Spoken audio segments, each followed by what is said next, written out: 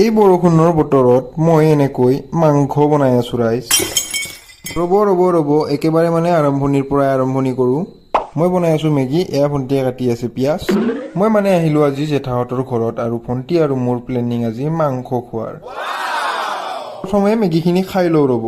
আৰু এই বৰষুণৰ বতৰত এনেকৈ মেগী খোৱা মজাটো কিবাই বেলেগ। এইফালে আমাৰ পিঁয়াজ জালুক চবখিনি কাটি ৰেডি আৰু এয়া মাংস আৰু ইয়াতে জুই লগোৱা আমাৰ আৰম্ভ কৰি দিলোঁ। এইফালে জুই লাগি একেবাৰে মানে ৰেডি হৈ গ'ল। এনেকৈয়ে পিঁয়াজখিনি দি কিনে মছলা পাতি দি তাৰ ওপৰতে দি দিলোঁ মাংসখিনি মানে। যদিও মানে ইমান ভালকে বনাব নাজানো তথাপিও অলপমান চেষ্টা কৰিছোঁ।